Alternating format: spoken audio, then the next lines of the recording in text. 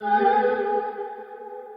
the creators of Relevant Magazine, this is the Relevant Podcast.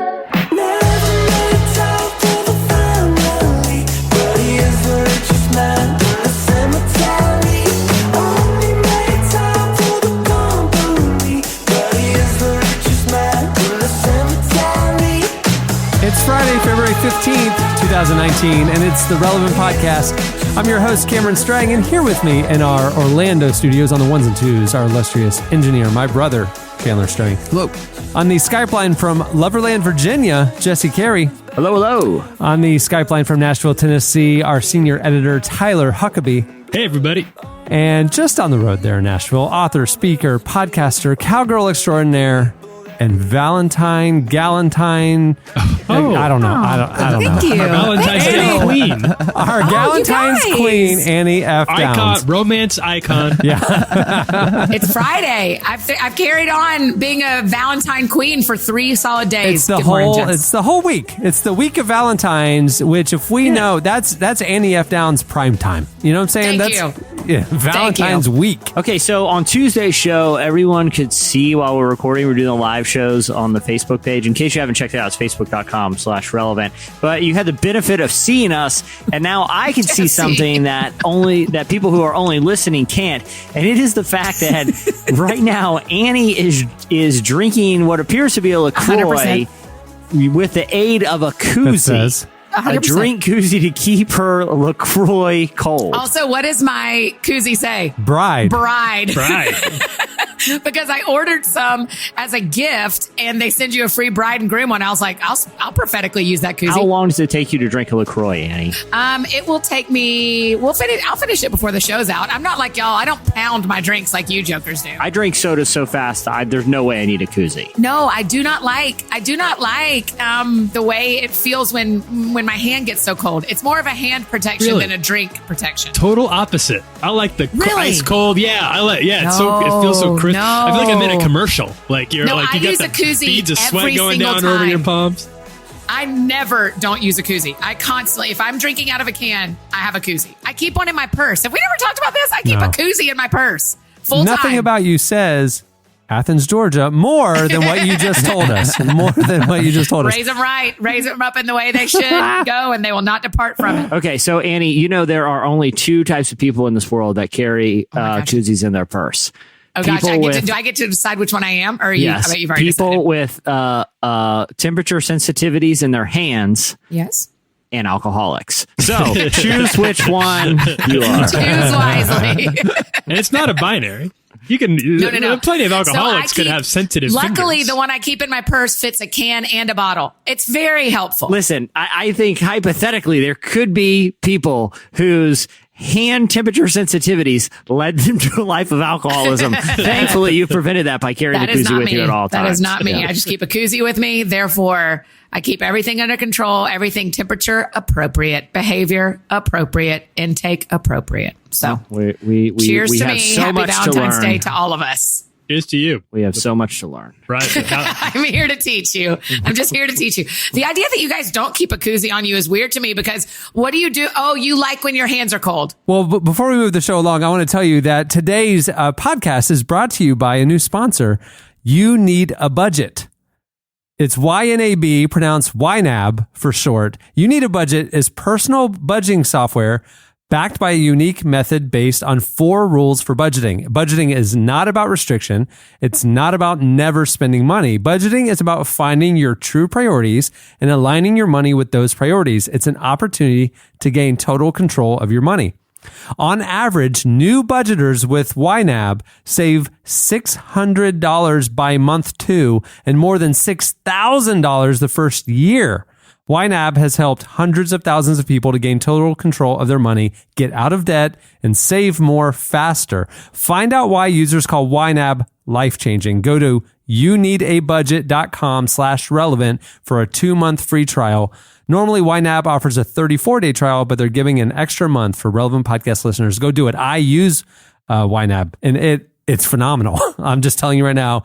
I'm shocked at how much money I'm I've proud of wasted. you for that. Yeah. Yeah. It's there you go. YNAB. So- So it's youniedabudget.com/relevant. There you go. So you're telling me that y'all don't keep koozies on you. I just can't quite let that go. Y'all don't have a koozie on you at all times? I have a drawer in my house with. How unprepared. I don't own a koozie. I don't have own a koozie either. drawer, and I haven't opened it. I haven't opened it in probably over a year. I have an entire koozie drawer as You well. need a Maria Kondo, whatever her name is, your Yeah, you house. need- yeah. If Yeah. that if I that know. drawer doesn't bring you joy, throw it out, man. I need 10 plus koozies because when my friends come over, they may all want to koozie their LaCroix. You have like a That's koozie so party? rude for me to koozie my LaCroix and everybody not get to koozie their Cameron, LaCroix. last time I opened my koozie drawer and I pulled one out and I looked at it and it said, it has a sailboat and it says it's 5 o'clock somewhere, Jack. And I thought, does this give me joy? Does this give me joy? Yes, and I and the said, answer is yes, yes. it does. And I Yes, put it back absolutely. in the drawer and I sealed it up. It gave me joy, Cameron. There you go.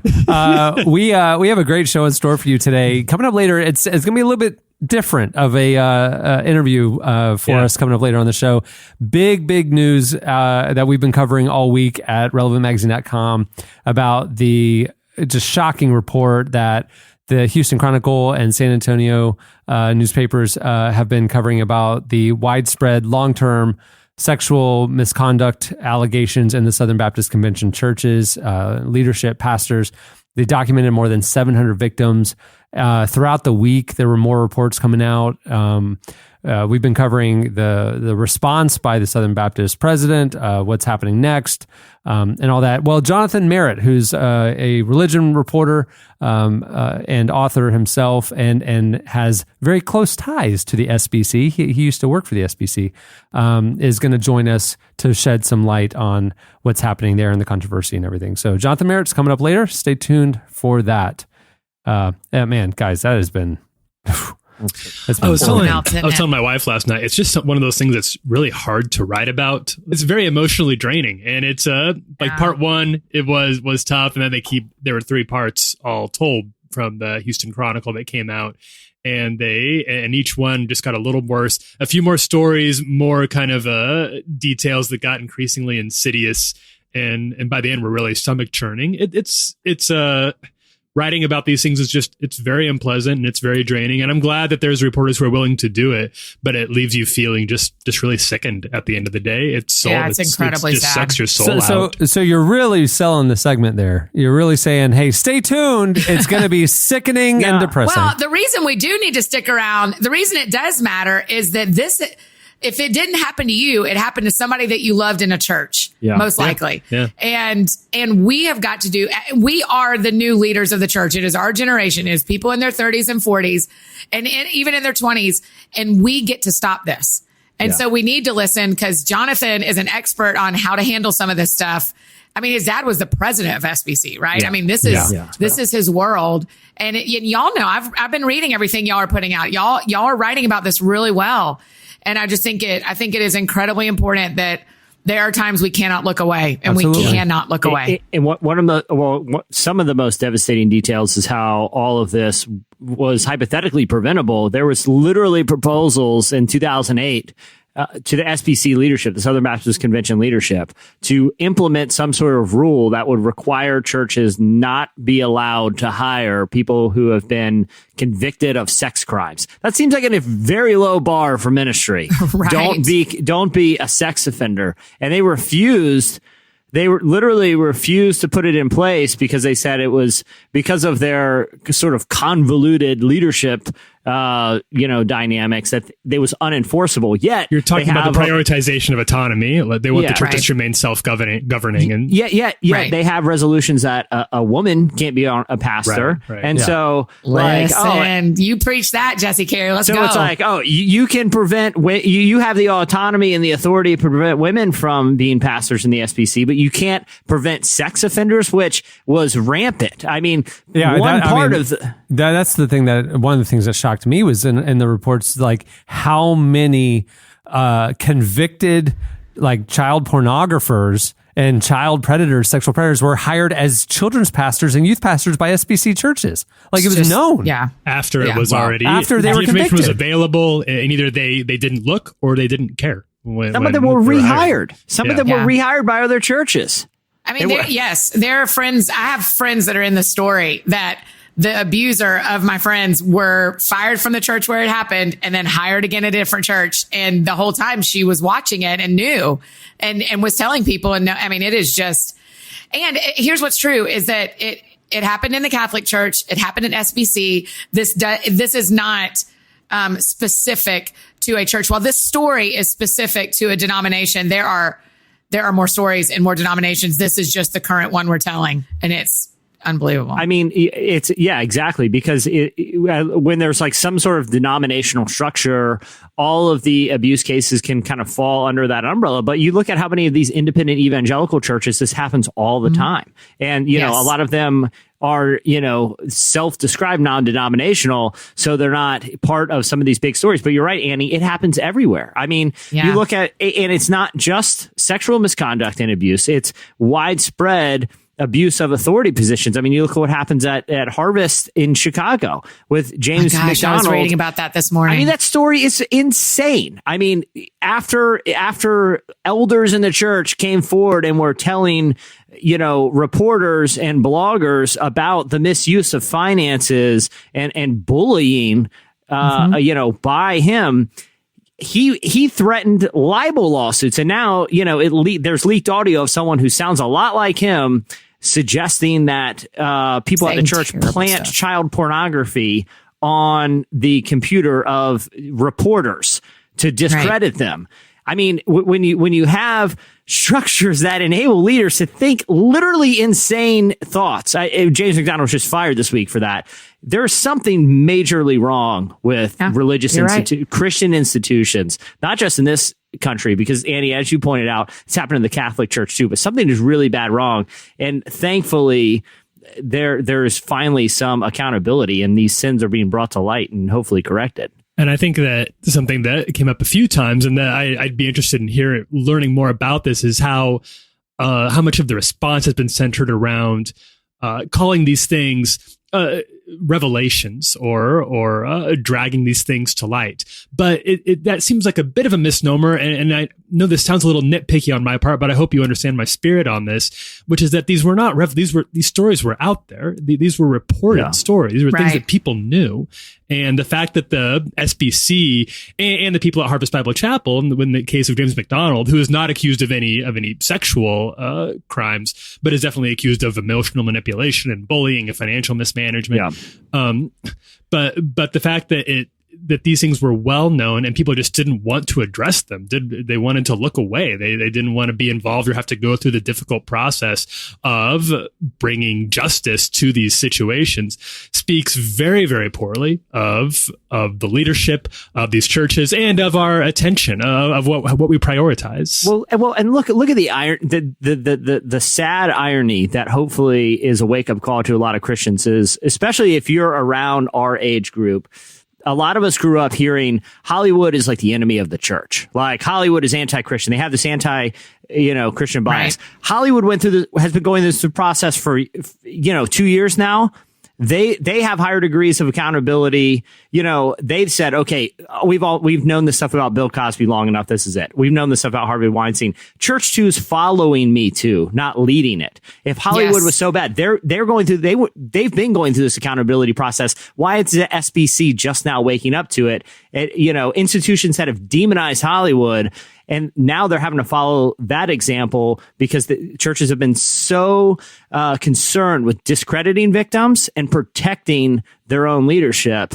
And, like you said, at least this is being exposed to wider degrees of awareness, because it was an open secret. I think for our friends that are listening that are in church leadership or are involved in a leadership thing, growing into leadership, this is such a good reminder that everything you think is secret comes to light. Secrets never stay secrets. If you are in a situation where something is going sideways or something's going wrong, you need to you better you lead the way. You tell the truth, because secrets are going to come out.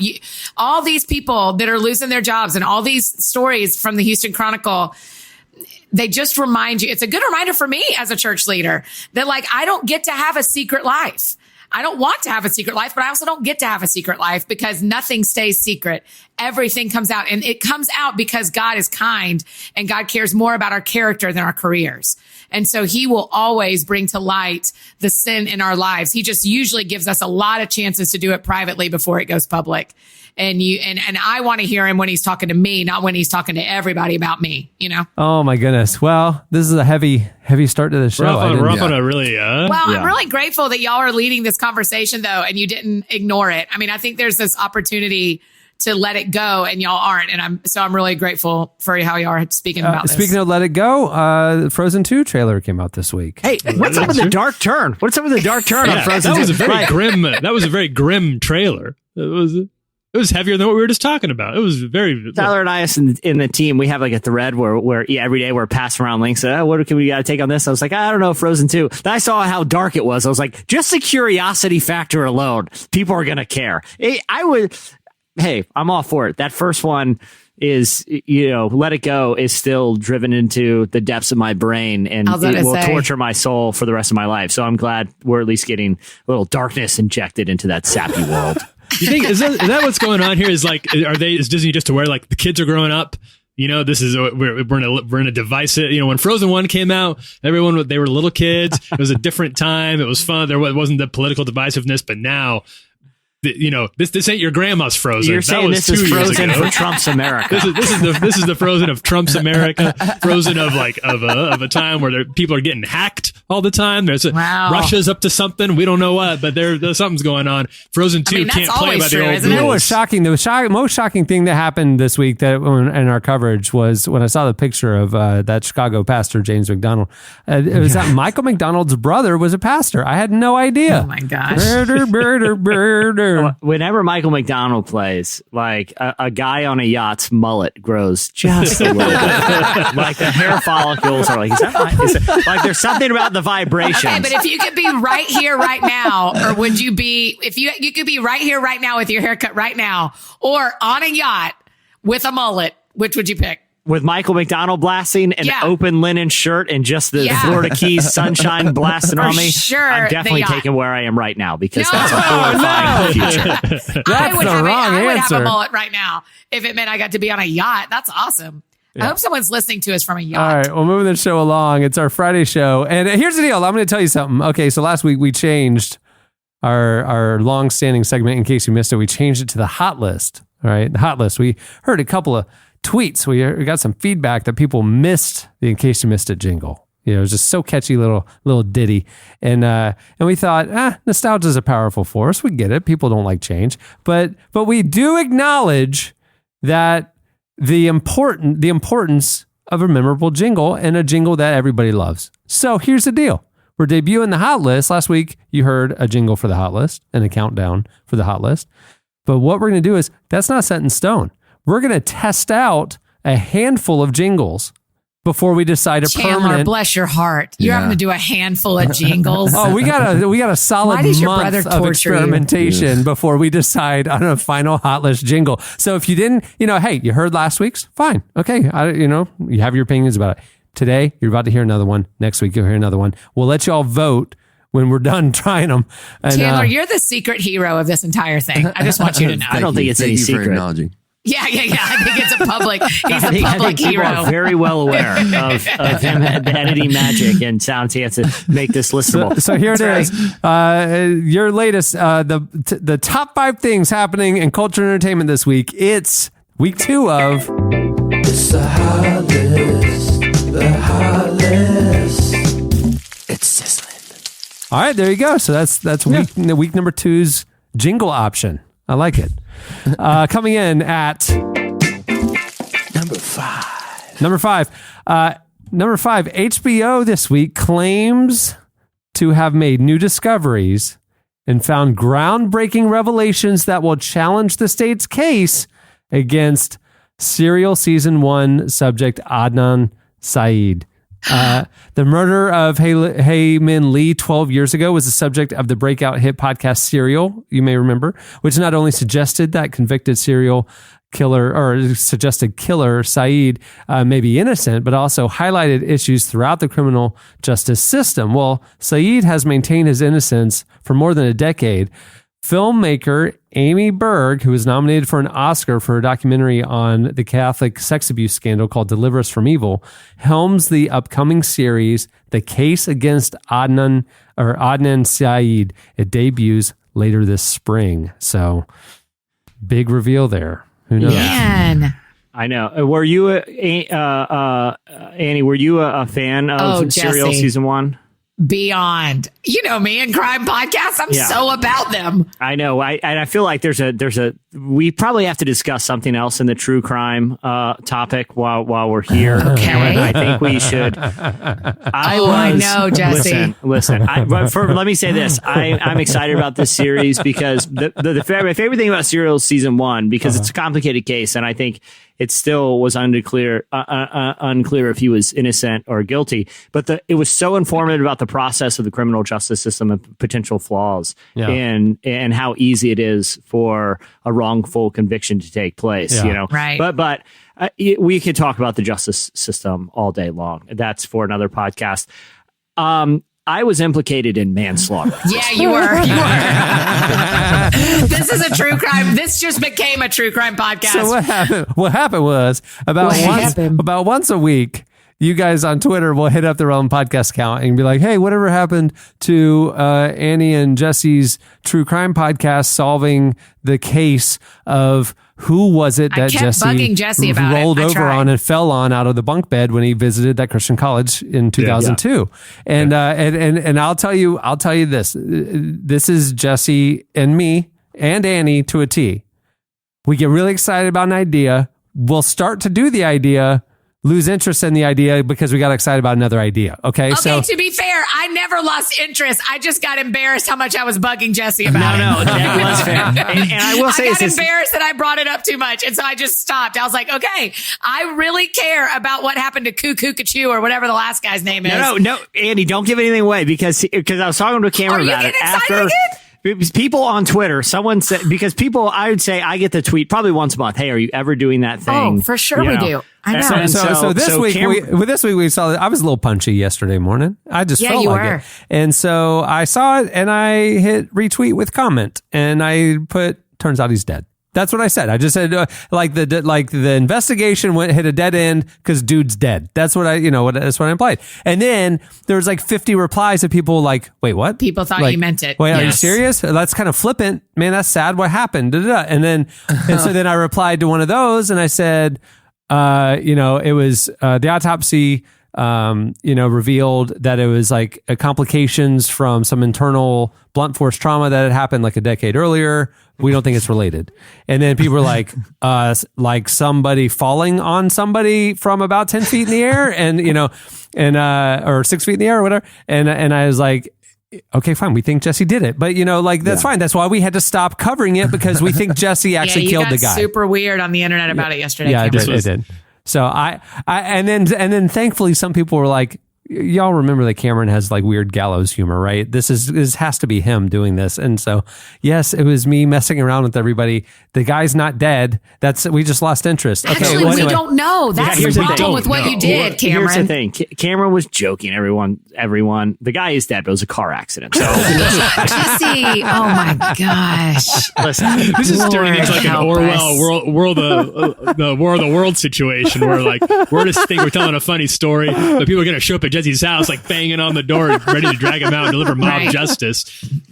It's awful. People get hurt. So it got us talking. I did say, Jesse, whatever happened? I mean, we should at least on the podcast catch everybody up because tell the update. You have done some interviews. We did 2 interviews and we have a lead, like a really hot lead. Like we did 2 interviews and they both pointed. To be fair, the lead was hot in April of 2018. The guy didn't change. Annie, listen. Okay, so here's the deal. I don't want to give too much away because Cameron and I were talking. It's like, I still have the interviews on my computer, Annie. I still have them on my Dropbox too, Jesse. I've been so enthusiastic all by myself about it. And so I think we put them together and we play part 1 in the coming weeks. And then I can't give too much away, but both of the interviews we did were with people at Elam at the time that I went to go visit. And they led us to another person that they said that person has has information that may blow this case wide open. And you have already communicate with that person on Facebook, right?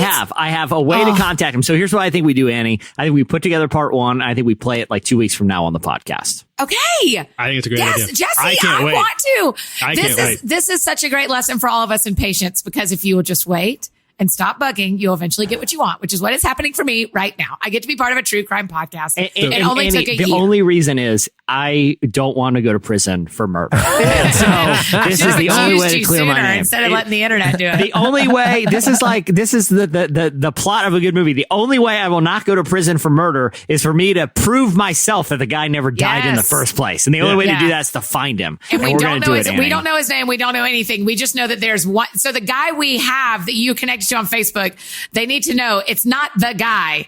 It's just a guy who everyone thinks knows the guy. One link closer in We're this. One link We've been one link closer for approximately 11 months. I can't wait. And Annie, I have contacted HBO and this Academy Award nominated filmmaker who's doing the case for Adnan Syed. And you said at some point in 202022, I will have this ready for you. We will be done with it. And then you're talking movie rights. I am so ready. Jesse, I'm so happy about this. This is the best Valentine's gift y'all could have ever given me. I'll send back all that other stuff the 3 of you mailed me, because I will just take this instead. Okay, deal. Just a real crime. Cameron's going to be like the Sarah Koenig of the situation, and you two are like the little Sarah Koenig. like co-producer little sock puppets that come on sometimes. You don't really know who they are or where they go. I don't know what my role in here is yet. I feel like you have a good. Maybe I'm you have talking myself a good out of a role here. I need to be. Maybe I'm voice. She thinks You do the Ira Glass ads. sometimes. I could be Ira. Yeah. I think we need to do our version of Drunk History, and one of you tell the story of what happened, or during the interview, the person tells it, and then we reenact it. Yeah, exactly. Chandler, you be the guy that might be dead. And, hey, we missed it this take. I got to fall on you again, man. Just hold tight. Hey, you know what, Chandler? Lens cap on. We got to do it again, man. Man, that's what happened. Cameron, didn't you and I talk about this? That on the second season of Making a Murderer, they reenact 1 million parts of that on like weird bodies and stuff. So that's what we're going to have to do to you, Chandler. Jesse's just going to have to fall on you. I think we need to get that like silicone dummy they had on Mythbusters and allow me just to fall on him. And people are like, what are you trying to ascertain about the identity of this person by falling on a silicone dummy over and over again? It's part of this. It's part of the investigation. Just Cameron, I need $15,000 for a lifelike silicone dummy to fall on repeatedly. Done. For this podcast. Done. No question. And people will only ever hear the audio from it, but excited about it's this. essential. This makes me so happy. Well, we'll have a new tour highlight. We'll have the dummy here as another another stop in the studio tour when people come visit. So that'll be good. It's so good. Okay, now it's time for Number 4. Number 4. John Legend has released a new song about putting his faith into action. Today, the lead singer released his new track, Preach, which he says was inspired by his church upbringing. In an Instagram video, he explained, I grew up in the church, and one of the things we talked about was loving our neighbors as we love ourselves. My preacher told me that our neighbor wasn't just the person that lives next door to you, but other people whom you might not even know. Though in a conversation with us, with Relevant earlier this year, he said that he no longer considers himself religious. He still thinks the teachings of Jesus are essential. He said Jesus was kind of a revolutionary in his own way. He was fighting the power and speaking out for the underdog almost all the time throughout his life. That's why he was so dangerous. And that's why the powers that be wanted him to not be around anymore. I think there's been more of a conversation about that lately too. I think that's a good thing. Here's a clip of John Legend's new song called Preach. Yeah, heaven knows I'm not helpless, but I'm only human. I can't see the use in me crying if I'm not even trying to make the change I want to see. I can't sit and hope, I can't just sit and pray that I can find a love when all I see is pain. I fall into my knees, and I do believe I can't just preach, baby, preach. Yeah, I don't want to take credit for this. Yeah, I was going to say, this is a big week for relevant music covers. So John Legend was on our cover, and then right after that, he gets his EGOT. He gets he completes his EGOT, his Emmy, Grammy, Oscar, and his Tony. Right after he's on the cover of Relevant. And then this last week, I don't know if you noticed, it was the Grammys, and our current cover is Tori Kelly, or our last cover is Tori Kelly. The cover before that, Lauren Daigle. Both of them take home 2 Grammys. I don't know what's going on here. You go on the cover of Relevant, you get your EGOTs, you get your Grammys. I mean, it's like something's going on. We're the gatekeepers. To be noted. Yeah, people should know that. Cameron and I were talking about this earlier this week, and how, Mace is now overdue. Like, Mace was on our cover in 2005. I love Mace so much. Okay, did y'all see the video of him at Justin Timberlake's birthday party? No. Recently? Yeah, he performed at Justin Timberlake's birthday party. It's on his Instagram. What did Mace perform? I don't remember the name of it. It's one of his hits. It's one of the old ones. But it is a great... it's not one of his brand new hits? No, you're the worst. He had to reach into he's going to have brand new hits. archives. Yeah. It's amazing. Y'all got to go watch. Justin Timberlake falls on the ground. He's so happy that Mace is at his birthday party. Okay, I need to... Okay, this is the state of culture in 2004. Okay. This is I'm reading the cover lines from when Mace was on the cover of Relevant. Is this before you were an employee? You came in 2005, right? No, this was actually the first couple things I wrote. So this was January of 2005. You led with Mace. Good man. Yeah. My first issue was Mace issue. Okay. Here, I want to read you some cover lines from the Mace story. Okay. The rebirth of Mace, what he's not telling MTV. Mace has not aged that well, I will say. Now, here are two other people. That's not a cover line. That's just your observation looking at the cover now. Yeah, okay. Here are two other people that are featured on the cover of the magazine to entice people to purchase it. Are you guys ready? Shut up. Don't make fun of ourselves. All right, I can't wait. No, I'm making fun of the state of pop culture because at the time... Scott Stapp. No. Wow. And M. Night Shyamalan. Oh, wow. That makes sense. I can see that happening again. Michael Scott would have loved this issue. And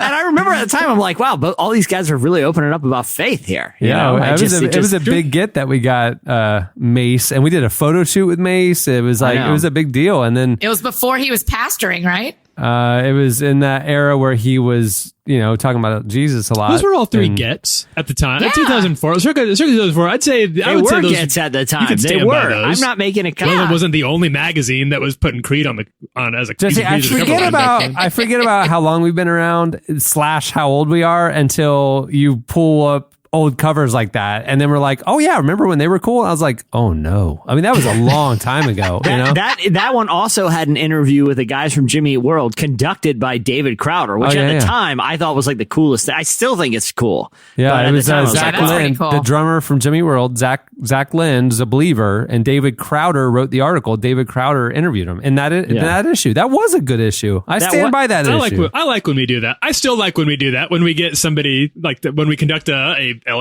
crossover episode where we bring somebody into interview. Like, remember a couple of years we had Don Miller interviewed Tony Hale, and it was a really great. It was a really wonderful article. It was super interesting. I remember when we did Annie F. Downs interviewed The Bachelor. Remember that? That was a big one. Yeah. They still keep in touch. They still typically speak that. Someone in our office did speak to one of the most famous bachelors today, by the way. What? Next time I should have thought of you. Yeah. Wait, what? I think we You gotta wait. You gotta wait. Next issue. Gotta wait. It's in the issue? Yep. Coming up. It's coming. Wow, it'll come to my house then. That's very exciting. Jesse, just to keep you updated, I finished my LaCroix.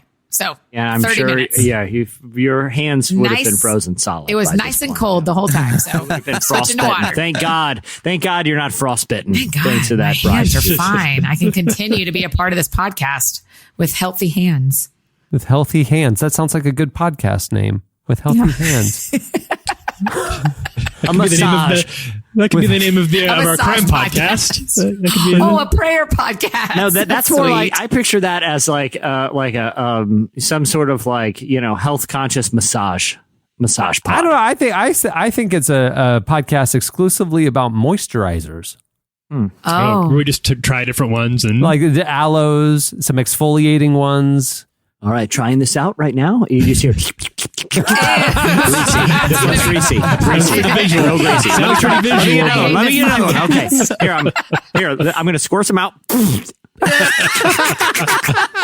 Greasy. All right, one more. It's a compelling listen. Oh my gosh. All right, coming in at number 3. Number 3. Chris Pratt told Stephen Colbert this week about how a Christine Caine teaching has helped him as a Christian in Hollywood. This is crazy. Well, on the Late Show this week, promoting Lego Movie 2, which was awesome, by the way, and I cried quite a bit. Did you really? Oh, dude. I mean, my son makes fun of me. He looks over at the touching moments and like literally will look over at me to see if I'm crying. And of course I'm crying. I mean, it's a whole thing. What did you cry more in? Into the Spider-Verse or Lego Movie 2? Lego Movie 2. No question. Wow. Oh, really? Wow. Oh, yeah. It's a tearjerker. No question. If you saw Lego Movie, the original, the end was a touching moment about father and son, you know, and it was like it was sweet.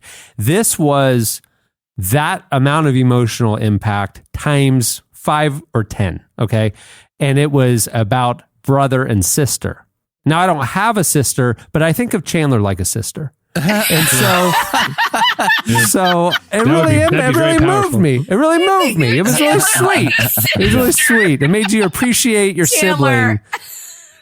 And so I don't know. I looked over on this movie. I think I speak for us all when I say we all kind of think of Chandler like a sister. So I don't know if I want to see this movie in theaters now. It's gonna get. I don't like Get to cry your in public. emotions rolling. A lot of people don't know this. Yeah, no, right. Just I stopped myself. Oh, man. Anyway, Chris Pratt was on Colbert promoting Lego Movie 2, and Colbert asked him about recently going on the Daniel fast, which he was posting about, and the conversation turned to lessons from the Old Testament. So Colbert asked Pratt if he ever felt like he was in a lion's den, Daniel, by being a celebrity in the public eye. In response, Chris discussed a recent teaching he had heard by a preacher at church who he didn't remember the name of in that moment. The teaching, though, helped him maintain a healthy perspective as a celebrity in Hollywood. He later confirmed that it was Christine Caine on Twitter. But I just recently, I wish I could remember who this quote is by. I'm going to post it after this because the name has slipped my mind right now. But there's this great quote that I actually heard in church, and it felt like it really appropriate, which was, if the spotlight that's shining on you is brighter than the light that comes from within you, it'll kill you. And you see it all the time. Wow. And I like that. people in our position, people that are actors, you see it a lot, It's a real bright spotlight. If you don't have enough of a self to share, then you can get swamped. If you don't have a life, sometimes just having a self to share is what kills you, because there's nothing left. So you have to have a light to share. You have to have a light that's just as bright as any of these lights, and then you can survive. Then you can save some of yourself and not give it all away. Wow. I like that. Thanks, man. It's interesting there that Colbert, I think, turned that quote, kind of unintentionally kind of misrepresented it to make it like, oh, you got to save a piece of yourself. And, Chris Pratt turned it to like Christine Caine's intention was like, no, yourself's not enough. Like, obviously, we understand that the light she is talking about is faith in Christ. But it's because if you misunderstand it, that you do have to preserve some of yourself instead of giving it all away. That's still, it is like, to his point, that's not enough. Like you have to rely on strength greater than yourself. It was a really interesting exchange between those two. It was awesome. I loved it. I thought that was so cool. I was at the IF gathering last weekend, and I was like, and Christine Caine was there, and I was like, Chris, how does it feel that Chris Pratt quoted you on television? And she was like, oh, it's fine. She was like, it was great. I was like, oh man, I'd have told everybody I mean, it'd have been the only thing y'all heard me talk about for the first hour of our friendship right afterwards that Chris Pratt quoted me on TV. I think we're going to get a taste of it next week after you talk to Ben Higgins. And you better believe that. Yeah, that's right. You probably won't talk That's our other podcast we're starting is the one about my love if life. you want to interview him for the pod, just find a topic. We could arrange that very easily. I can find a topic. You don't have to worry about that. When do I not have something to talk about, Jesse? Like, hey, your healthy hands. Your love of koozies. Because of the koozies. Your prophetic koozie Do you have a matching strategy? groom koozie for the bride? And now one? I would like to introduce you a guest on my Helping Hands podcast. You may know him from The Bachelor. Ben Higgins, welcome. Hold out your hands. How do you feel, Ben? Greasy. What's the grease level on this one, Ben, compared to the other ones I've had you try so far? Oh, my gosh. Oh, man. Okay, coming in at number 2. Number 2. Patrick Mahomes credited God with his MVP season. The 23-year-old Kansas City Chiefs quarterback, that's a football team, was named the NFL's most valuable player and honored at a recent ceremony. The award comes after one of the most statistically impressive years in NFL history, with Mahomes breaking several league and franchise records. Well, he thanked his fans, his family, and teammates, but then started the list of thank yous by recognizing God, saying that without him, none of us would even be here. He's been outspoken about his Christian beliefs in the past, telling faithfamilysports.com that his faith is central to who he is. Here's a clip. I've learned a ton, and my faith's always been a big part of what I do. My mom's big on it. She's right behind me, and so I've grown up in church, and I mean, it really helps you know why you're playing the game and who you're doing it for. Yeah, that's cool, man. Anything else you would want to say that might, I know you're a young guy, but to youth that might be struggling through some stuff of like you haven't kind of broke through that thing and being where you are, what might you do to encourage them? Yeah, just to keep fighting. I mean, that's the biggest thing for me is to keep going for your dreams and hopefully it'll work out. And I mean, if you put your best effort for it, that's why you can never regret anything. Interestingly, back in 2016, when he was still in college, The Ringer profiled Mahomes, talking to family members, including his mother, who revealed that faith was so important to him that he chose to get himself baptized in 7th grade. Patrick Mahomes, I mean, I could see you guys are thrilled about this topic, but he was one of the most exciting players in the league this year. I mean, if you ever watched a lot of football, he would make plays where he would literally throw the ball left-handed while evading tackles. Like he's ambidextrous and can throw the ball 80 yards with both hands. But the thing is, like, he's such like a mellow and really kind of friendly guy that if he's the new face of the NFL, which again, the stats were unlike anything that the league has seen, in a decade, then I think there's a lot to be hopeful for about having some like positive influence in the NFL because it seems like a genuinely great person. That's awesome. I think so too. Let's get him on the show too. He seems nice. Oh, he is. Well, you know what, though? The problem is he's got great hands. Well, he's ambidextrous, and he's going to require double the moisturizer. Yeah, I'm telling you. Yeah. We're going to bring in the extra strength stuff for him to test. Just tubs and tubs of moisturizer. Pure coconut oil. He's a purist. I don't know if you've ever seen an NFL-sized hand. It's a large hand. It's a lot of surface area you got to cover. Yeah. Okay. Well, we'll do our best. Tubs. Tubs and tubs. We start saving now. All right. So for week 2 of the hot list, coming in at number 1. Well, they are officially making a Breaking Bad movie. Series creator Vince Gilligan has signed on to write and direct a feature-length film that will air or debut on Netflix and will focus on Jesse Pinkman. Bryan Cranston explained that there are a lot of people who felt that they wanted to see some kind of completion to some of these storylines that were left open in the series finale. His storyline was kind of resolved. It's unclear if Walter White will appear in the film, though he said he would absolutely appear in the movie if asked. He said, "I don't know if there's an appearance, flashbacks, flash forwards. What would that be? The afterlife? But I'm excited about it." Better Call Saul, which is another show set in the Breaking Bad universe, has also been greenlit for a 5th season. Thankfully, it's a fantastic show. Well, I mean, Bryan Cranston is on record before, kind of hinting that you never actually see Walt White die. Like you see, I know, implying he might not be dead. That's the implication. I mean, In my head wow.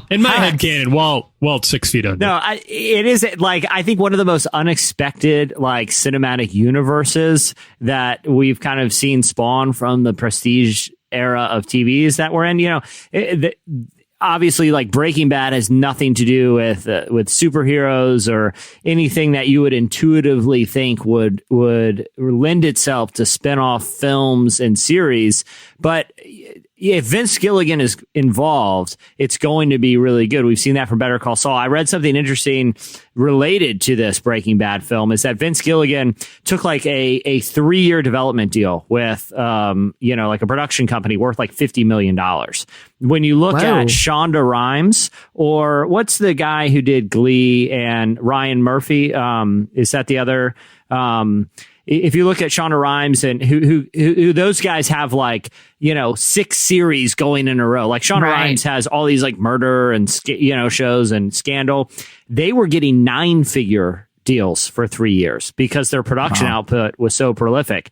Vince Gilligan only got 50 because he does. Did you say 9-figure? 9 figures. Hundreds of millions of dollars to produce. That is so many zeros. To produce a bunch of shows for these networks, where Vince Gilligan only got 50 because he's so single-minded in what he's doing. He refuses to do more than like one thing at a time. And I think that part of that shows is a credit to the quality of these shows, and why I think I'm excited about a Breaking Bad movie, because I've thoroughly enjoyed Better Call Saul. I think week to week, it's one of the best dramas with real depth and real moral complexity that asks big questions and demands big questions from the audience. I think it's a good thing that this is going on. If it wasn't for the quality of Better Call Saul, I probably wouldn't be all that interested in it. I'd be like, Breaking Bad was great while it lasted. I'm happy with it. I don't need a continuation of it. But because of the sheer quality of Better Call Saul, which I think, as we've discussed on this show, I think at least a few of us would say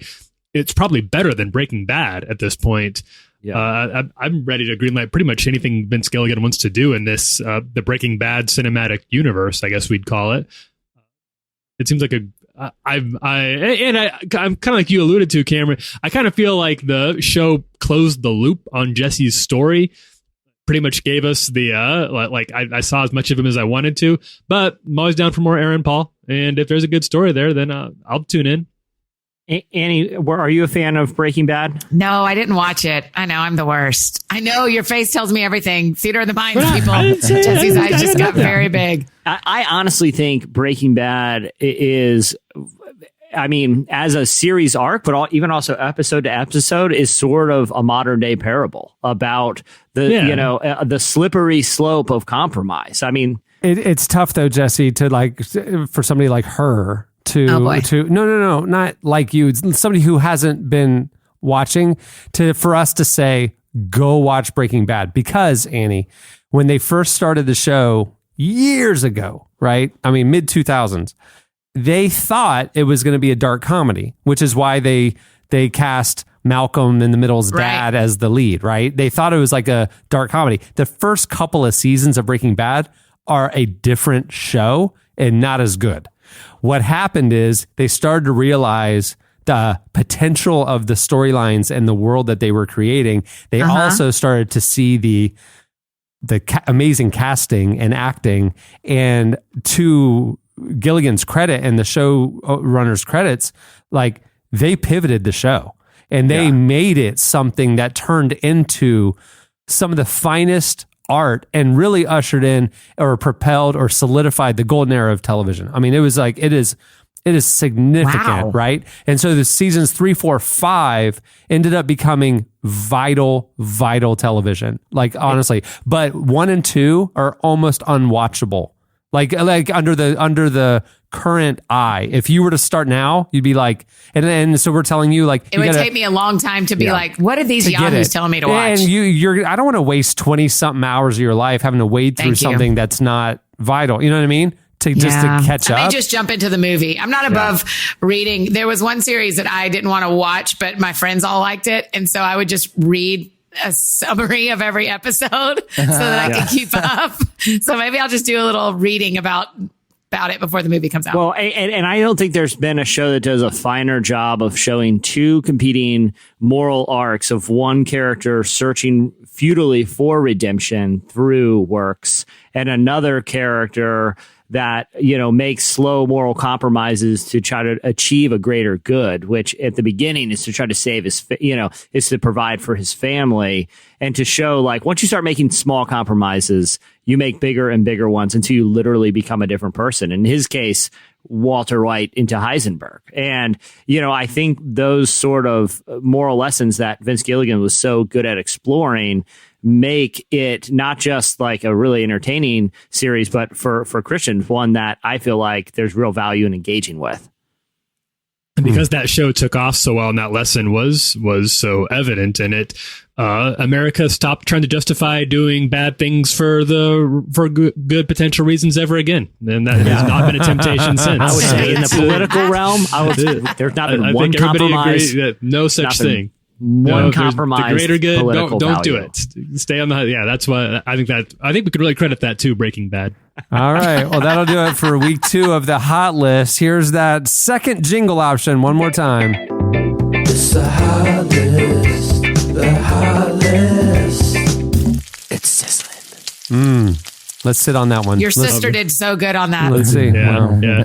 Chandler, for next week, can it just be that 80s song and it's just a clip? I'm feeling hot, hot, hot. And it's just that.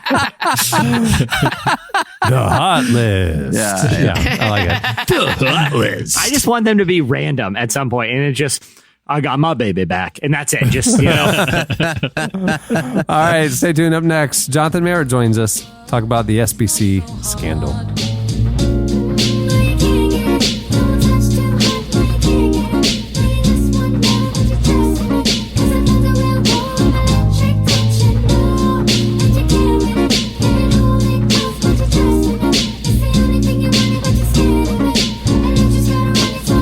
Listening to Unperfect. The song is Gots to Give the Girl. At the beginning of the podcast, you heard Coin with their new single, Cemetery. Well, this week's show is also brought to you by Blinkist. Hey, it's a new year, and I think we're all trying to better ourselves, grow, find margin, and in that margin, maybe read more. Well, sometimes it can be really hard when we're overwhelmed with work and other aspects of life. That's why there's an app I highly recommend, which might help you be more mindful every day. It's called Blinkist. Blinkist is the only app that takes the best key takeaways, the need-to-know information from thousands of nonfiction books and condenses them down to just 15 minutes so you can read or listen to them. Blinkist is made for busy people like you who want to get the main points out of the books quickly without reading the entire book.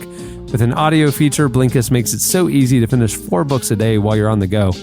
8 million people are using Blinkist right now, and it has a massive and growing library from self-help to business, health, the history books.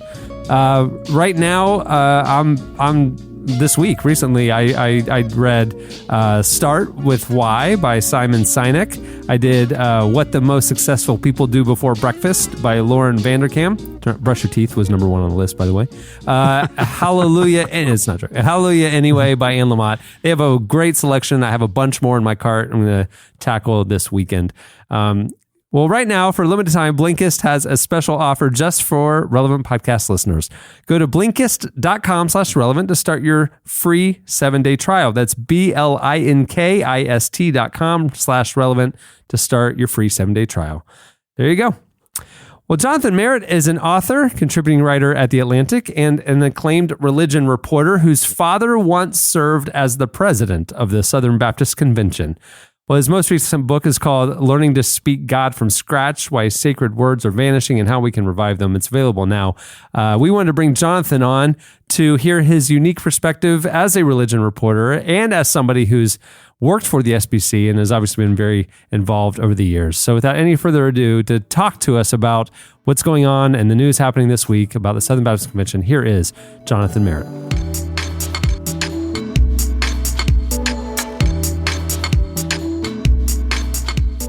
So when I talked to Jonathan, one of the things that I wanted to learn from him as sort of an expert in the SBC is what we were talking about earlier today, which is how much the SBC has relied on a defense of autonomy for these allegations. The idea that the churches are self-governing bodies within the SBC. And there's a sense in which the SBC was saying our hands were tied in some level on these allegations up to this point. I was curious how Jonathan felt about that defense. 40 years ago, Southern Baptists were still quite Baptist, which means they were autonomous. They had autonomy of belief without repercussion, etc. But an event happened in the Southern Baptist Convention, particularly in the 1970s, which corresponds not coincidentally with the rise of the religious right in America, where the denomination became very conservative. It's called the conservative takeover, the fundamentalist takeover, the conservative resurgence, depending on who you talk to, of the Southern Baptist Convention, where conservative factions mobilized, took over all of the agencies, all of the leadership structure, and kicked out liberals. The fact that they can enforce those rules and have enforced those rules, have kicked churches out of the SBC for disobeying these bylaws, would suggest that they really don't have a lot of ground to stand on when they say they couldn't enforce them when it comes to sexual abusers in their midst. Yeah, well, and the other thing to Jonathan's point there, it's like, it's a self-regulated regulation saying, well, we're not granted the power to enforce things in these churches. They are the ones who are not granting themselves the power. They could just grant themselves the power to do it. So to me, that seems like a very poor argument, because what is essentially saying that is we didn't have the desire to the regulation, not that we weren't given the power to, because they're the ones who can decide who does and doesn't have certain powers. And I think another big part of that, and this is something else that Jonathan and I talked about a little bit, was that for all the talk about church autonomy and self-governance that we heard this week from the SBC, the fact is, this is a very similar scandal to what's been happening over the past 10 years. I should say 10 years that we've known about what's been happening over at the Roman Catholic Church.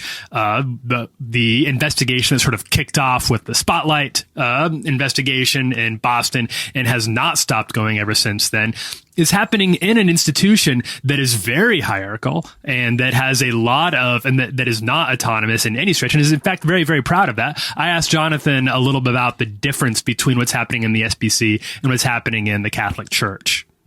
The Catholic Church has a particular type of polity. It's very hierarchical.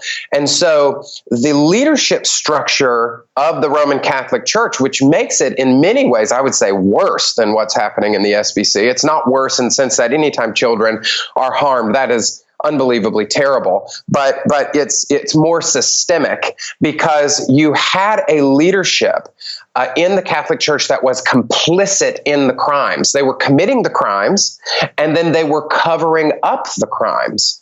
That is not always the case of what was happening in these Southern Baptist churches, and it was never the case of what was happening at the executive level. Because there was no hierarchical structure, these are things that were happening in isolated, disconnected churches. What's being asked is that we would now connect these churches through technology so they would know. For example, if a Southern Baptist youth pastor molests a boy and he's sort of swept under the rug, you're fired, get out of here, we're not going to press charges, but leave. He goes to another town on his own will, gets a job, fails to report that he was accused of this. There's no way that they could know. He gets a job and he recommits a crime.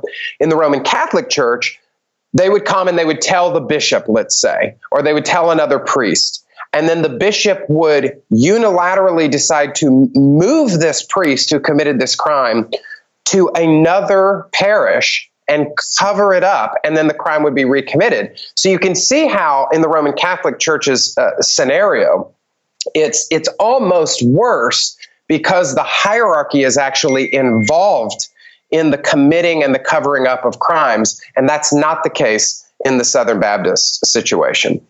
So I think, to Jonathan's point, I don't want to get into the business of like ranking who comes out looking better here, because nobody looks good in a situation like this. And like Jonathan said, what happens is horrible in both cases. But what you don't have with the SBC is this level of systemic cover-up, because there really isn't a system there in the same way that there is with the Catholic Church. And to, someone like J.D. Greer's credit, who is, obviously the SBC doesn't have a pope, but they do have a president. And he has seemed like he wants the outcome to be transparency and accountability. Because of the institutional structure there, that hasn't been able to exist, but hopefully they're able to make changes where there are enforceable things at the high level that can trickle down to the low level to prevent this from happening in the future.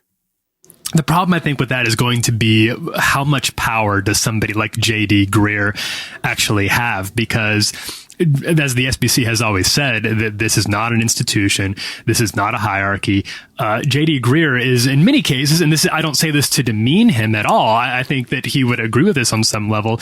He's not a president in the sense that he decides what comes next for the SBC, but he serves as sort of a figurehead and a spokesperson, a public face of the organization. Those are things that the SBC needs, and I'm glad that they have them. But what they don't have is anything in place where they can enact new church polity in any sort of substantive way. That would take some huge changes to the SBC. Tyler, I know one thing you and Jonathan talked about is the situation going to get worse before it gets better? What was his take on that? Well, he as you might expect, suggested that this could really be the tip of the iceberg, and he even had a personal anecdote about that. Here's what he said. I talked to a pastor recently in Texas who had a situation just like this. He had sexual offenders in his church. The pastor who replaced him abused a child. They didn't even include this guy's name in their database. That person represents, you're talking now between 40 and 50,000 churches across the country. 700, that number is not even close to what it will become. So the question is can they act quickly enough before they look even worse and before their image becomes that they are a denomination where children are not safe. And I think if that is the image of this denomination, you will find that their 46,000 some odd churches across America will really suffer, because there are not a lot of parents who want to show up at a church where they say, I just don't know if my child will be safe here. So, Tyler, even J.D. Greer in the statement that he released this week said 700 victims is only the beginning, and a lot like Jonathan alluded to there. I think the question that, I know when I've talked to Cameron about this earlier and we were looking at different ways we wanted to cover it was, how are ththings going to change in the past? Did Jonathan have any kind of insight into what moving forward could possibly look like? Well, he, like a lot of people, he said he was glad that this database existed. It's unfortunate that it took an outside third party to do it. In some sense, that it was against the will even of the SBC that this thing was created in the first place. And he did have a few other ideas that would involve changes at a much more systemic root level that wouldn't involve just targeting the symptoms of something that's happening at the SBC, but getting down to the actual causes. Here's a few of them. I think that this denomination, which is very wealthy, should create a fund for victims who need help. It's very expensive in the United States, even with healthcare reform being what it is, to get adequate healthcare, particularly for mental health. And there are a lot of people out there who, because this denomination failed to protect them and they were harmed by repeat offenders, they need adequate mental health coverage so that they can heal from these wounds. And I think that the denomination should step up and should provide that. So I think they should immediately create a fund to cover that for victims. I think they should launch an investigation of their own. It's sad when you go into these conservative circles, they love to malign the media, the monolithic media, whatever that is. And yet here is an example where the media did for the church what the church failed to do. They did righteous work, but the work is not done. And I think the Southern Baptist Convention has an obligation now to step up and to clean their own house. So they need to do a full and complete sweeping investigation to see just how bad this problem is. That's how it seems like, Jonathan is familiar enough with kind of the institutional structure and the resources available to the Southern Baptist Church, to the Southern Baptist Convention, that it seems hopeful that changes could be made. It's such a heartbreaking situation. It's a heartbreaking situation. Hopeful may not be the right word. I think the changes are there and they are possible. It would be anybody's guess as to whether or not they're actually going to happen, because as you know, Jesse, this is a very big, complicated institution and things just move slowly, no matter how bad the situation is, and no matter how good the intentions of some people in the SBC are. And this, none of this is to knock individual people within the SBC, because we both have a lot of friends who are Southern Baptists, obviously, but this is a very, very serious problem. And I think Jonathan's right when he says if they do not move quickly, then this is going to be a brand the SBC carries with it for a long, long time.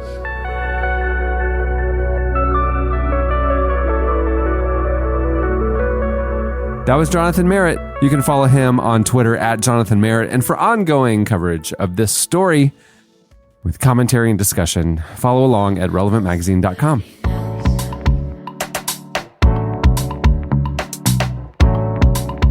This episode of the Relevant Podcast is brought to you by Lipscomb University. At Lipscomb University, their online programs are shaped by a commitment to creating a better future. And with multiple undergraduate, graduate, and certificate programs to choose from, you can define what that future looks like. Plus, you earn the same academically rigorous degree you'd get on their campus, with the flexibility to fit your life. Listen, at Relevant, we believe in you, the listener. We know you're ready to lead, so you can pursue your goals and a better world at Lipscomb Online. Visit lipscomb.edu/online to learn more. That's lipscomb.edu/online.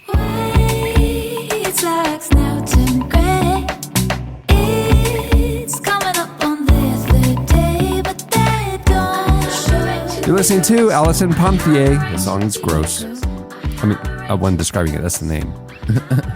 Okay, it's time for your feedback. Last week, we asked you guys, what is the most awkward gift you've ever gotten? We were thinking about, it's Valentine's this week, which is Annie's prime time of the year. Valentine's week. Time to shine. It really is. It really is. And we got to think about Valentine's gifts and other things that we were talking about. And we want to know the most awkward gift you've ever gotten. You guys hit us up on Twitter at Relevant Podcast and posted your longer stories on the podcast episode page at relevantmagazine.com.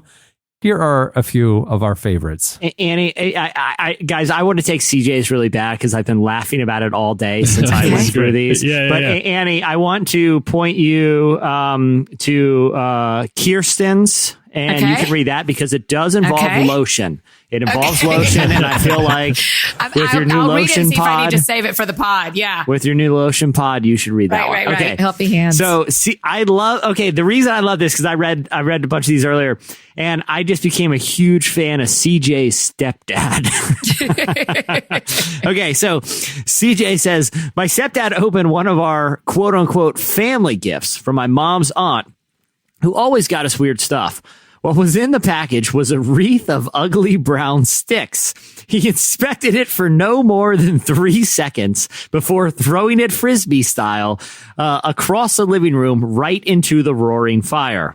2 days later, the aunt called to tell us where to keep the wreath safe, and she made it herself and was coming to show us where to hang it. Yes, she is crazy enough to send us a horribly ugly gift and tell us where to hang it. Needless to say, she was a little upset on arrival. I love CJ's dad that he looked at the wreath and waited no more than 3 seconds to Frisbee it into a fire. Like, he didn't flip it around. He didn't care. Put it in the trash can even. Right. He didn't put it aside to be like, okay, we got to throw this out later. He literally opened it and almost instantaneously incinerated 3 seconds is so short. He literally knew within an instant, this must be incinerated. Good on you, CJ's stepdad.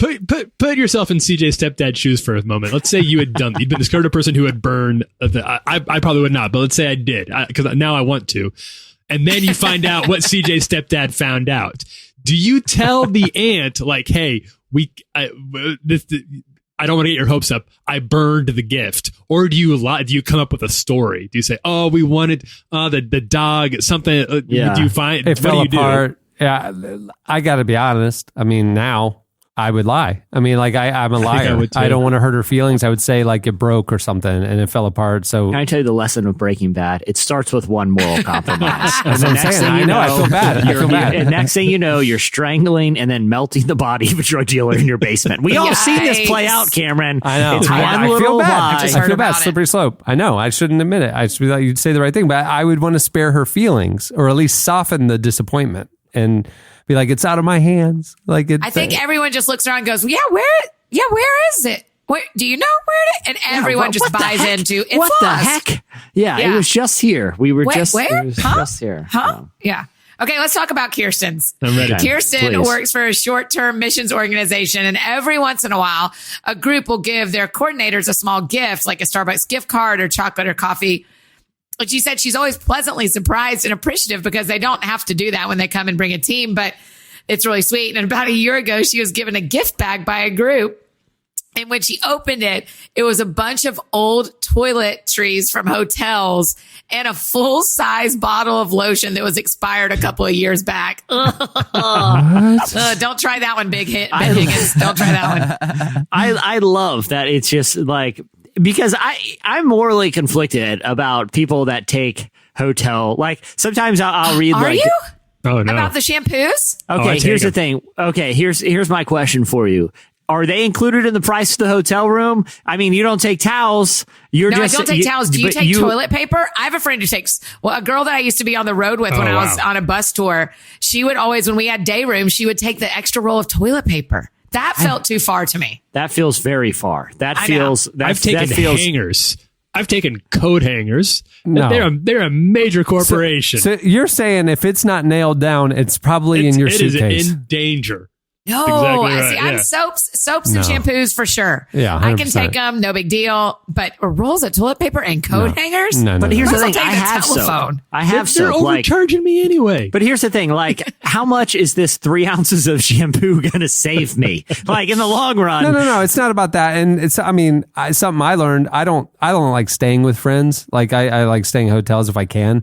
But I stayed with a friend once in New York, and the little guest bath, he had a little basket of unused toiletries from his travels, and it was such a nice little assortment. I replicated the gesture at my house and my guest room. The exact same at my house. When I stay over at your house, you always have like I have options too. Do I want the Pert Plus to shampoo and condition and all that stuff? And I very much do you want the appreciate Hilton or the Marriott? It's very much appreciated. I have taken dozens of bottles of shampoo from your home because of this.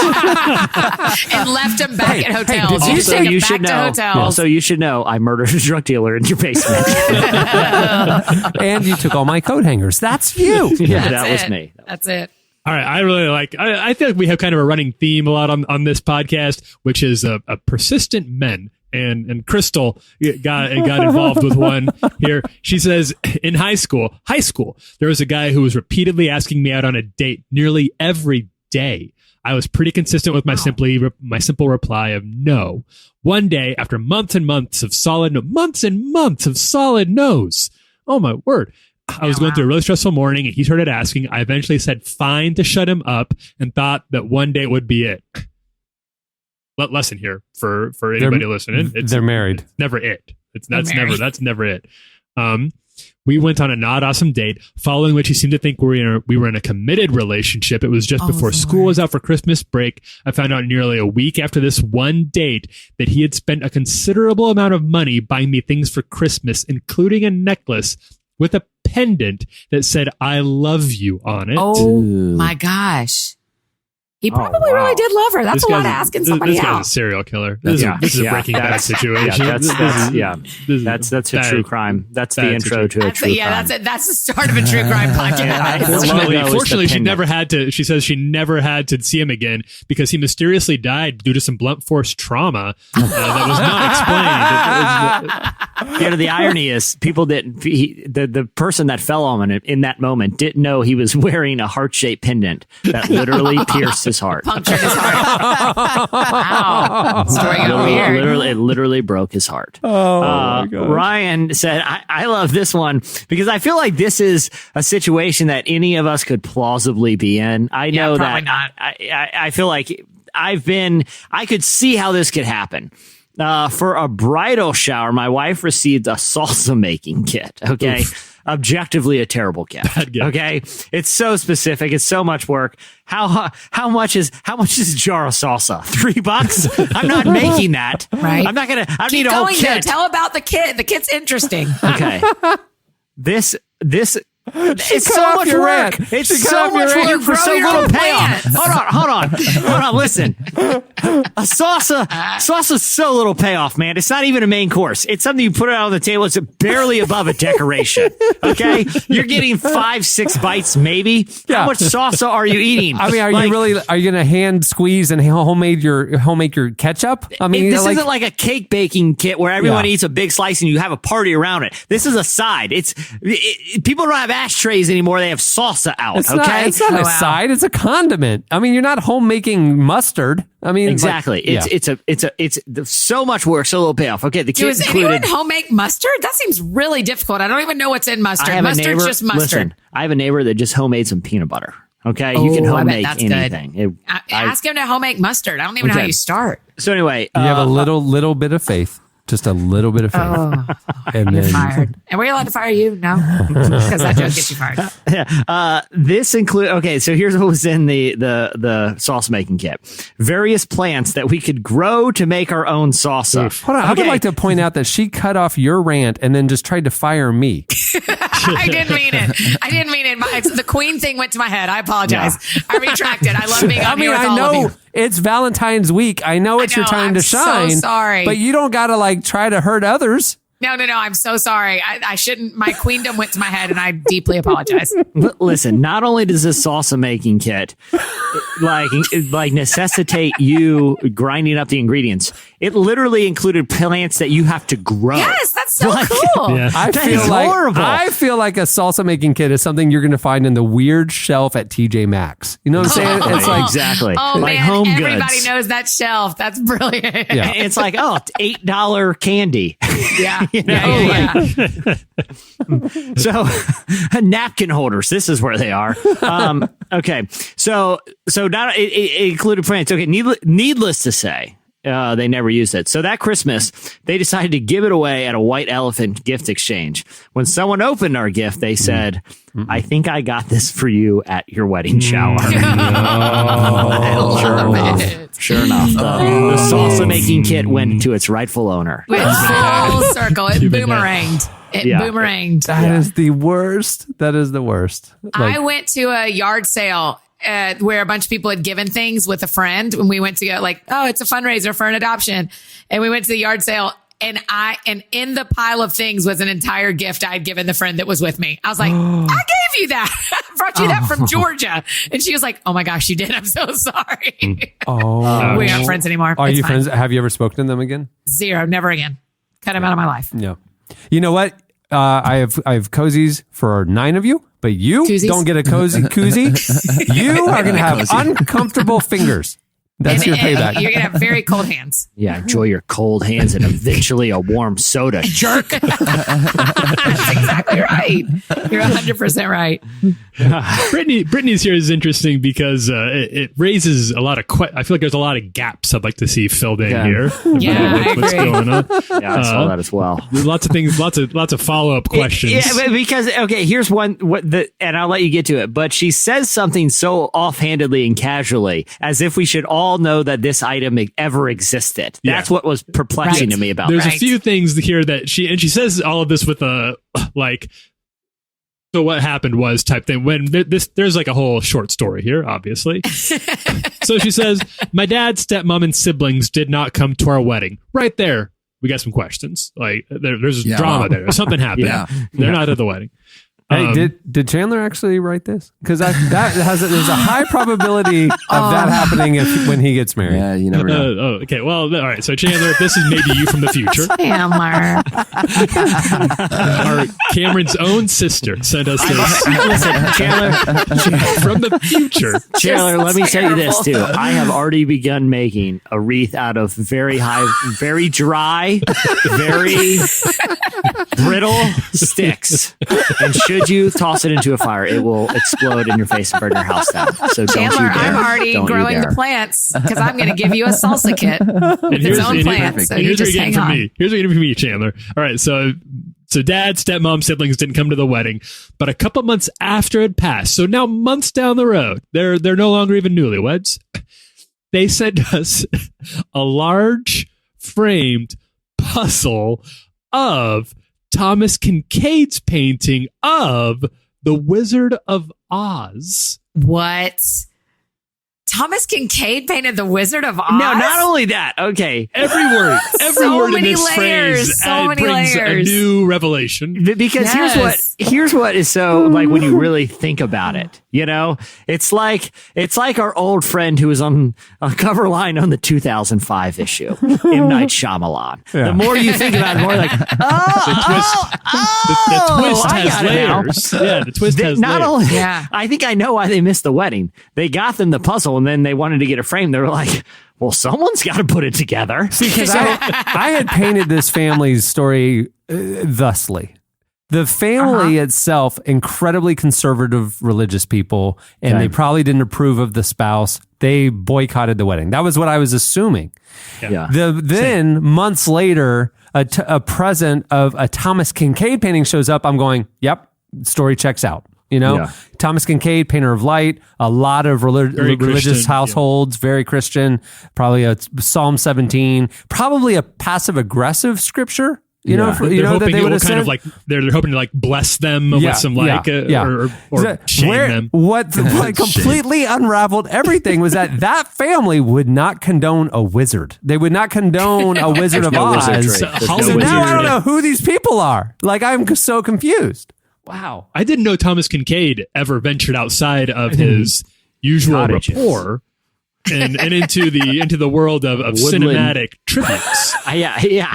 To my knowledge, it was all woodland cottages with an odd street light out front. Like, for some reason, that was my understanding. That was his wheelhouse. Yeah. But also, we haven't really talked yet enough about the fact that they busted out the puzzle, made it, glued it, do whatever you do, like decoupage or whatever you have to do to make it stick, and then you buy the frame for it. That's a weird gift for a friend. That's a lot. Yeah, that's a multi-level gift. Yeah. You took the gift away. The gift is doing the puzzle. It's like the puzzle. Yeah. Just buy the poster. That's so exactly right. You know what I mean? Like, that's like a puzzle. Buying a salsa making kit and sending a picture of you eating the salsa. Be like, I grew the plants, did all the work, and I ate it. And look how good it looked. It was like 7 bites. I put 5. It took me 5 months to grow these plants, chop them up, mince them into salsa, and I had 6 bites out of it. And they were the best. I'll tell you, they weren't that great. It was okay salsa. It was very average salsa. It would have cost me $3 to replicate this for much better quality and much larger quantity at the grocery store. But no, I planted the plants. But I grew these. I fended off weasels and varmint that may have eaten them. I watered them daily. I waited for the seasons to turn, shaded them. I trimmed their branches. Then I brought them in. I chopped them up, minced them, put them in spices for weeks on end. Then 7 months later, I took 3 bites of the salsa they made. And it was okay. Thank you for the salsa kit. Signed, Thank Ryan. you for the salsa kit. Oh man, there's a lot more that came from. You should read them. They are sad. They'll make you feel better about your life. On that note, it's time for this week's editorial question of the week. All right. Well, earlier in the show, we learned a little bit about Annie Fidowns. We learned that if she's lounging about her home, entertaining friends, whatever it might be, if she has a cool beverage available, that thing's in a koozie.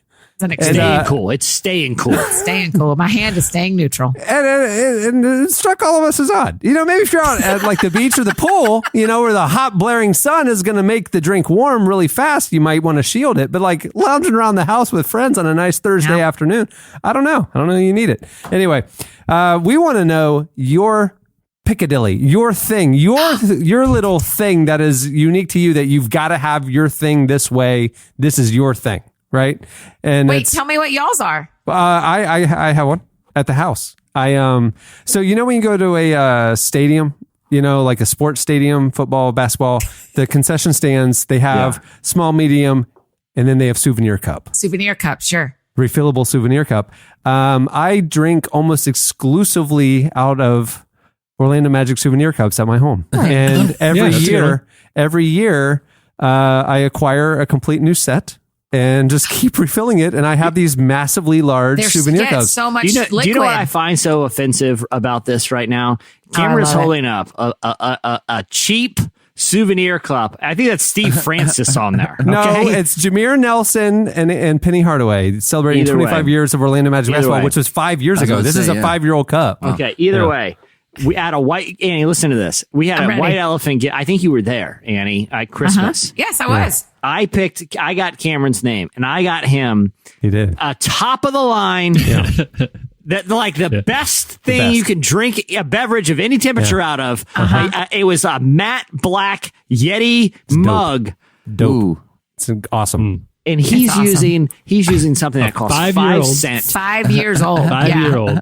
He's using a cup with Jameer Nelson. You know what it is? You know what it is? I like the quantity of Diet Coke that these hold. I was about to ask you what you put in there. It's Diet Coke. Hold up the Yeti right next to it. It's identical, and you know a 2 liter is 2 of these. This is half a 2 liter. That is a liter Not of really. liquid. You drink a liter of It's close. Diet Coke. When I drink out of these, I go through a 2 liter every night. So it's like 2 or 3 glasses is a 2 liter. Cameron Your 2-literness is one of my favorite things about you. He had my thoughtful Yeti incinerated. CJ's stepdad came over and just melted it down. So that's into mine. a puzzle frame. I drink out of these, and it's not. Yeah, I just like the quantity. CJ's stepdad is like the tough Marie Kondo. Marie Kondo asks you, "Does this spark joy?" Yeah. CJ's stepdad just throws it in the fire. You don't get a choice. No, You don't have a choice, spark joy. You know what it does? It sparks. Yeah, it sparks. Just not joy. Sparks something. It sparks. Watch. Timbers. It's going right in there. Tyler, you have a new haircut, and I feel like you're overall. I just like your personality too. I feel like you're a guy that could keep like a black comb on you at all times, and like after a quit, do you have a comb like on a James Dean, like a James Dean situation. You guys, all of you guys on this pod have known Tyler long enough. Would it shock you if he had a black comb sticking out of his back pocket? But it's one of those like super high end like black matte metal combs or something. It's like thick case. metal. Got It's a like little got case some out of thump. it. Like I flip it mistaken for a knife at a glance. That's what he's doing. Where I use one of those hilarious switchblade combs where I'm like, fling it up and then just kind of gently adjust my eyebrows with it. Yeah. Oh my God. I've always got like a kerchief in the back pocket. Maybe that's my thing. That's right. Oh, you keep a kerchief with you. Yeah, I always got one of those. Look, you know what, Annie? I'm so glad you asked. I'm gonna let you look. Avocado Sunrise hand lotion. Hold on, just one sec. Avocado Sunrise. Very greasy. The greasy hands. Hard to grip things. Hard to grip. So tell us your thing. Your thing that you always do that maybe your friends find unique. Hit us up on Twitter at Relevant Podcast, or post your longer ones for those who are more unique on the podcast episode page at relevantmagazine.com. Many thanks to Jonathan Merritt for joining us. You can follow him on Twitter at Jonathan Merritt. That's 2 R's, 2 T's. You can find or follow the coverage. We're covering it as it breaks at relevantmagazine.com about what's happening with the Southern Baptist Church and how everything unfolds from here. Well, thanks to YNAB for making the episode possible. Find out why users call YNAB life-changing. You can go to youneedabudget.com/relevant for a 2-month free trial. Normally, YNAB offers a 34-day trial, but they're giving an extra month for Relevant podcast listeners. Go take advantage.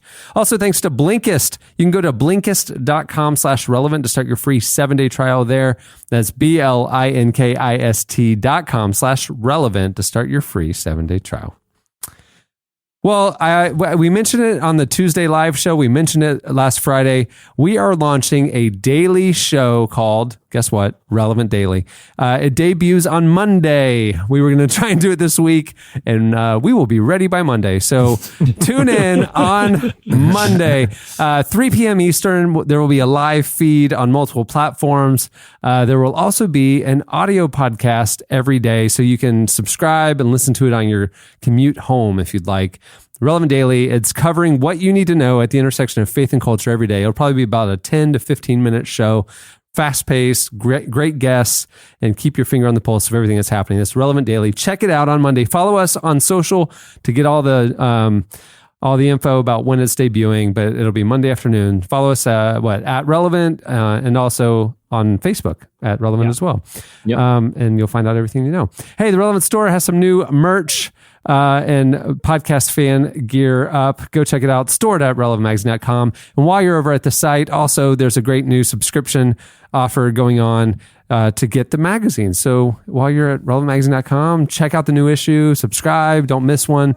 We have some great issues coming up that you won't want to miss. So there you go. Well, on that note, we'll wrap things up. I'm Cameron Strang. I'm Chandler Strang. I'm Jesse Carey. I'm Tyler Huckabee. I'm Annie F. Downs. We will see you on Tuesday. Have a good weekend, everyone. Celebrate Valentine's like Annie F. Downs celebrates Valentine's. Just That's right. Make All it a year long. week-long thing. This is All year Valentine's long. weekend. It's all y'all's prime time. Just follow Annie's lead. That's right.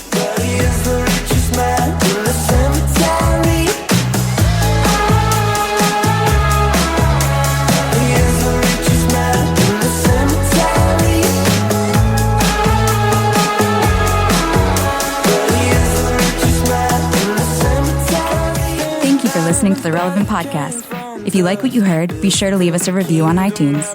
Check out other shows from the Relevant Podcast Network in the podcast section at relevantmagazine.com. And while you're there, browse exclusive podcast merchandise at our online store. Make sure to subscribe to Relevant Magazine. Info is available at relevantmagazine.com/subscribe. He had it all, but he couldn't buy love. Yeah, he died alone. Never made time for the family, but he is the richest man in the cemetery. Only made time for the company, but he is the richest man in the cemetery.